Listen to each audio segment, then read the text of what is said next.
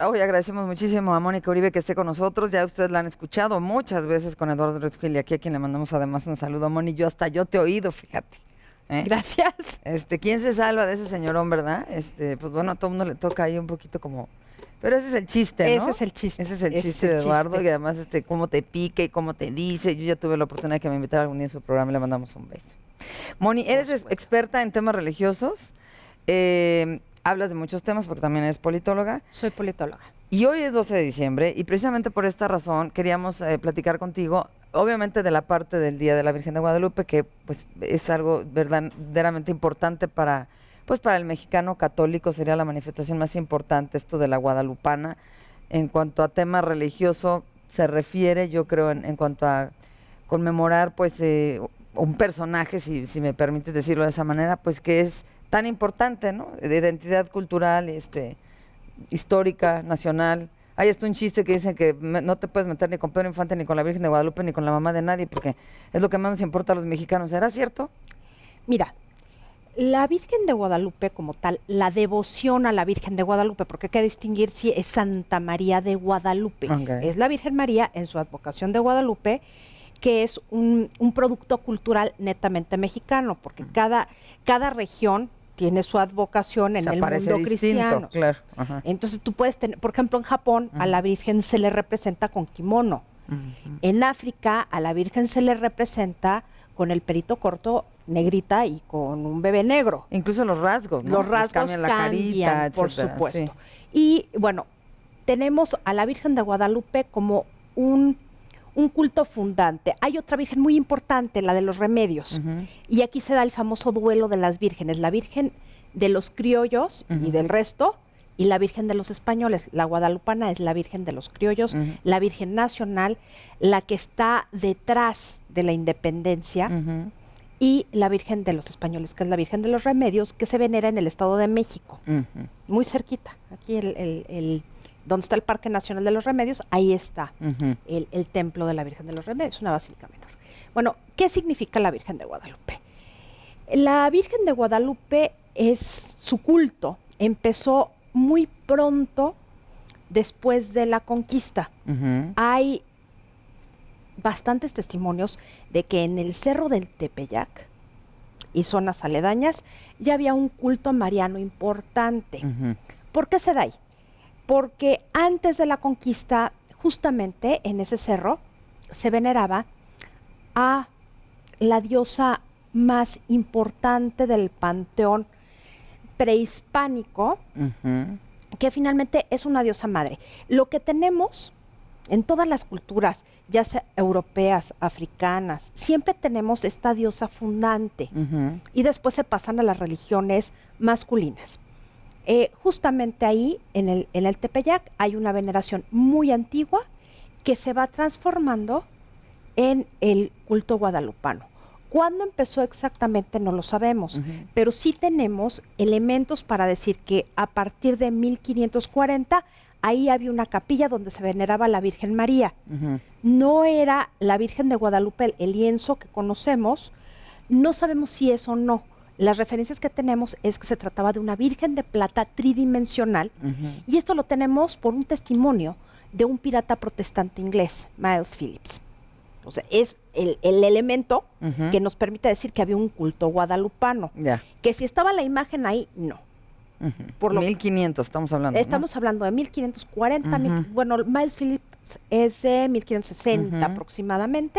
Es un pirata que lo atrapan y lo traen a la Ciudad de México. Cuando se le aparece a Juan Diego estamos hablando igual, ¿no? Es como 1500, ¿qué? 1531. 31. Las apariciones, para quienes acepten las apariciones, ocurrieron entre el 9 y el 15 de diciembre. La más importante es la del 12, porque es cuando se aparece la tilma, o sea, la imagen de la Virgen en la tilma, después de que Juan Diego pone las rosas. Así es. Que es raro hablar de las rosas, es otro de los indicadores que nos hablan de que hay una construcción europea. Es todo un culto narrado de una forma europea, porque se parece mucho a las apariciones marianas españolas, pero está escrito en náhuatl. El primer texto es, bueno, está el Huitlamatlic, Titicuaca, es muy difícil pronunciarlo, Sí, sí. el Nican Motecpana y el Nican Mopogua, que es de 1640 aproximadamente.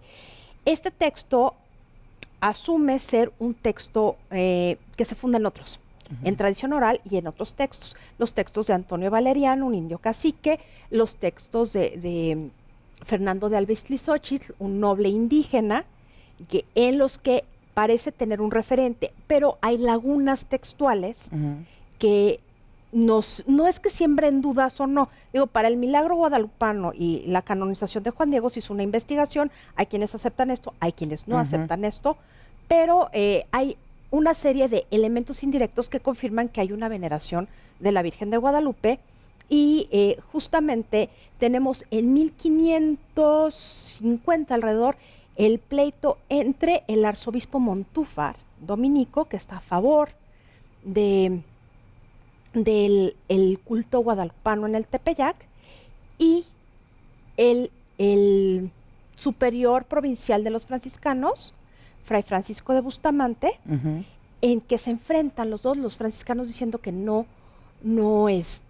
querían que siguiera este culto guadalupano sin una seria revisión, y por el lado del arzobispo Montúfar, que era dominico y arzobispo de México, sucesor de Fray Juan de Zumárraga, que sí quería que hubiera un culto mariano específico.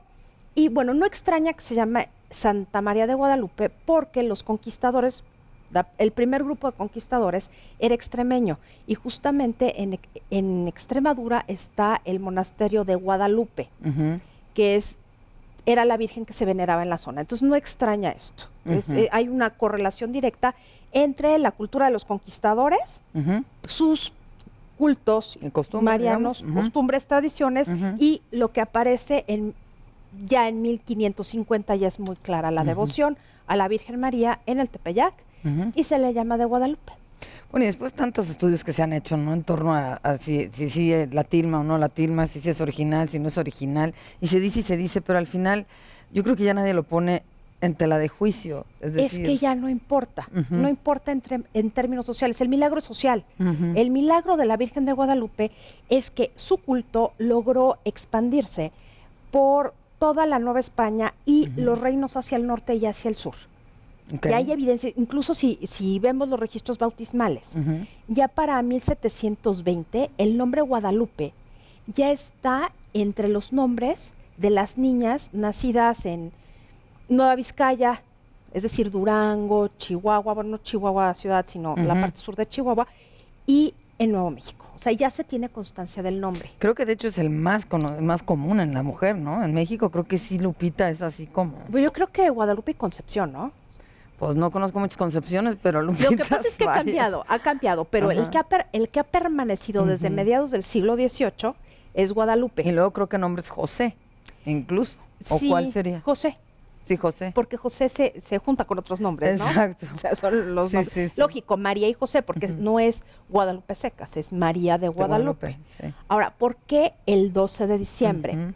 El 12 de diciembre porque la tradición dice que ese día fue la aparición al arzobispo Zumárraga, pero en realidad se le veneró siempre el 8 de diciembre, fíjate, porque es el día de la Inmaculada Concepción. Y la forma de la Virgen, o sea, la imagen de la Virgen corresponde a la tipología de la Inmaculada Concepción, como se le representaba en la Edad Media, que está en una especie como de, ¿qué te diré? Una almendra que se llama mandorla, los rayitos se llaman mandorla, y es una Virgen de tipo apocalíptico, porque tiene un pie sobre la serpiente, tiene el ángel, y es una mujer vestida de rayos, o sea, con rayos de estrellas. Entonces, esta tipología de Virgen aparece en el siglo XV, a principios del siglo XV en España. Es anterior en el resto de Europa, pero es una tipología muy, muy clara, muy, muy reconocible, y se puede hacer una ruta perfecta de cómo llegó en la imagen, pues el tipo de imagen, de cómo llegó y cuál es el estilo artístico al que corresponde. Que al final, bueno, pues la nuestra, digo, cada quien se identificará cada pueblo, ¿no? En cada ciudad, en cada país, pero la nuestra sí muy, vamos, con la entidad del indígena, ¿no? La Virgen Morena, ¿no? Lo que pasa es que hay una construcción de la aparición a un indígena, pero en general esta es parte de la narrativa europea de todas las apariciones marianas. Se aparece al pobre, al excluido, sí. al excluido de alguna manera, al que perdió, al vencido. Entonces no hay diferencia con respecto a las narraciones europeas en ese sentido. La diferencia obvia es que es un náhuatl muy culto, muy florido, en el que se toman giros verbales que no son naturales de Europa. O sea, no tienen nada que ver. Por ejemplo, cuando habla del último de los hijos, en realidad lo que dice es que yo soy la cola, refiriéndose a la cola de lo último del animal. ¿Sí me explico? O sea, estas palabras y estos giros verbales corresponden plenamente al náhuatl culto. Fíjate. Entonces, bueno, es una tradición. ¿Qué pasa con la Virgen de Guadalupe después de que no solamente los indígenas la asumen como propia, la asumen casi todos los estamentos excepto los españoles, y se convierte en el símbolo de la legitimidad de la nación mexicana para existir autónomamente, independientemente de España? Por eso es la Virgen de la Independencia. Por eso Hidalgo retoma el estandarte de la Virgen de Guadalupe para anunciar todos sus propósitos independentistas, además de que era un símbolo. Lo cual también fue controvertido, ¿no? Porque hasta cierto punto controvertido, pero válido, no para una sociedad que entendía los símbolos religiosos. A lo mejor no leía, pero sí entendía los símbolos religiosos. Y se identificaba con ellos. Y se identificaban con ello. Entonces, de alguna manera era la liberación de un pueblo que fue tan bendecido que la Virgen María se le aparece, tan bendecido que no lo hizo con ninguna otra nación, como dice el titulito de la Virgen, ¿no? Entonces aquí sí tenemos muy claramente una construcción ulterior para justificar la esencia de lo mexicano, de lo novohispano en un principio y luego de lo mexicano. Pues me encanta cómo lo explica. Digo, no hay mucho que preguntarte porque esta mujercita, vaya que le sabe, y me encanta cómo lo platicas, porque nos acercas mucho, ¿no?, a esta historia. Y hoy justamente que es 12 de diciembre y que seguramente habrá muchas lupitas, a mí me llama la atención incluso cómo, pues es un día no laborable o de la mitad es laborable, ¿no? Fíjate que es el único día, con la reforma, con las leyes de reforma, muchas de las fiestas religiosas se eliminaron.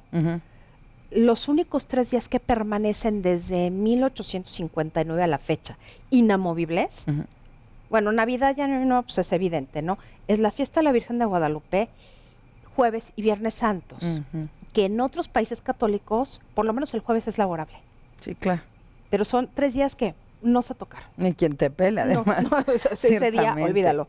Oye, amor, bueno, nos vamos a regresar. Estamos platicando aquí con Moni Uribe porque quiero ahora que platiquemos un poquito a propósito del día 12 y que se ha anunciado tanto esto de la visita del Papa próximamente el año que sigue, para que nos cuentes un poquito de eso, ¿te parece? Claro que sí. Volvemos con Mónica, ahorita estamos aquí.